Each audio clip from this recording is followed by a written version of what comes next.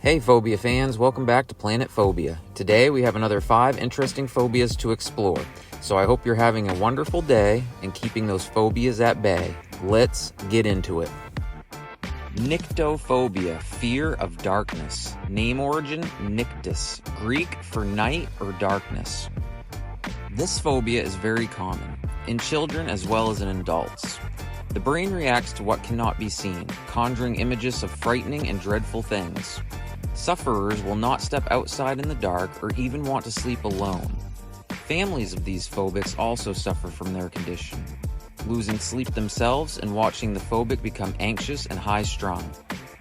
This phobia can stem from being left in the dark as punishment or being teased by siblings or friends in childhood.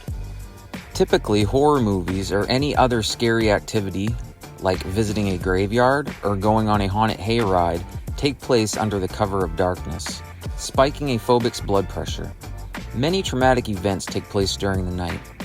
As a response, when we are younger, we tend to associate that trauma as fear of the night or darkness.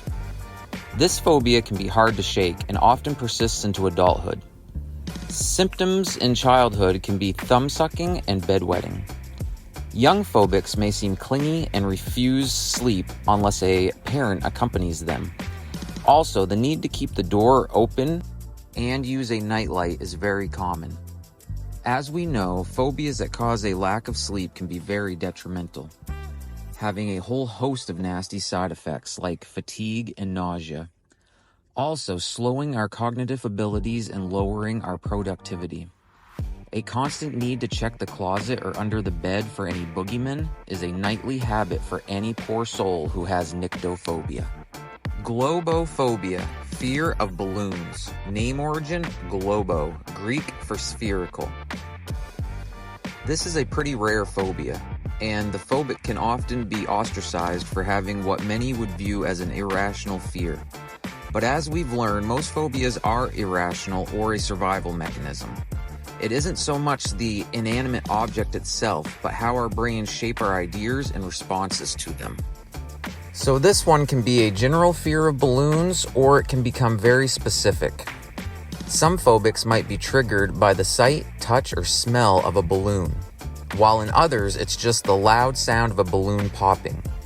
Yet in others it's the fear of specific balloons like water balloons. An interesting type of balloon to be feared is a hot air balloon. Often this fear can come from a balloon popping loudly in your face or startling you, freezing that moment in your brain and reliving it at the sight of balloons, often keeping phobics away from birthday parties. Such a sudden jolt from the noise can be similar to that of a gunshot. Also, the way you can rub and make a balloon squeak will drive phobics to madness. This phobia also goes hand in hand with the fear of clowns, and the two are usually seen together. So at first glance you may say, balloons, what's so scary? Just stop and think of the loud noise they make, the association with clowns, or falling to your death from a hot air balloon, and this phobia starts to hold some water. Metathesiophobia, fear of change. Name origin, meta, Greek for change. Think back to your own life. Have you had tough decisions and changes you've had to make? Most of us have, but for phobics, they feel they have no control when life forces them to change, creating depression and making their day-to-day routine incredibly difficult. Phobics tend to be stuck in the past and not willing to change anything. Unwilling to progress forward can seriously affect their work life and relationships. Fearing change is evolutionary. Our internal predispositions, our heredity and genetics tell us to be weary of change as it takes away our sense of control. Creating a daily routine for oneself is normal and healthy, but when we can't adapt and go with the flow, the irrational fear of change becomes overwhelming. Lots of major life events can trigger the fear of change, from moving a lot to having deaths in the family to difficult financial situations, can bring the phobic stress level to the boiling point. If you've gone through these events, being unwilling to change doesn't seem too irrational and is a coping mechanism to make it through the tough times. Adapting, meeting new people, and changing your environment can all be very difficult for phobics. Typically, sufferers become very insecure and feel a great amount of guilt. To change is to be human, but for phobics this is easier said than done, making life difficult and having a negative effect. Not wanting to get out of one's comfort zone can make social situations seem impossible. This quote from Benjamin Franklin sums up the human experience and how change affects us. When you are finished changing, you are finished. Ailurophobia, fear of cats. Name origin, ailuros, Greek for cats. If you have this phobia, you are not alone. It is very common. In the US alone, over 22% of the population has some sort of animal-based phobia. This can be a fear of specific animals or being afraid of multiple animals. Watching television shows with people having adverse reactions to cats or watching your family's reaction to cats in your childhood can initiate this phobia. Cats are predators by nature, and for a long time have been associated with the dark arts. Lots of folklore from around the world include cats. Some of these include dreaming of a cat means you'll soon be encountering an enemy. In Ireland, a cat with its back to a fire was a sign of rain. Another states that if a cat catches a mouse and releases it, it is a bad omen. In Japan, there is the bakaneko, which translates to cat monster.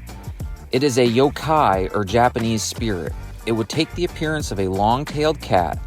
The tail would allow it to walk on two legs and have special abilities like communicating with humans, metamorphism, and resurrection of the dead.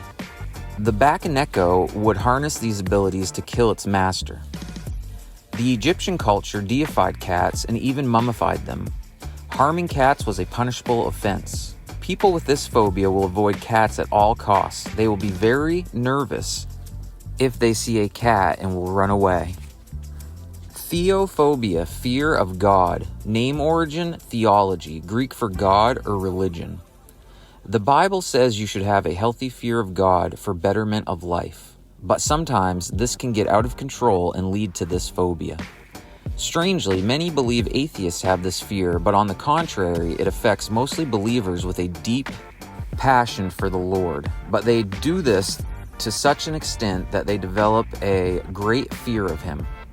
Closely related is atheophobia, where phobics believe the Lord must always be in their lives, whether that is attending multiple church meetings or the need to constantly pray or talk to God.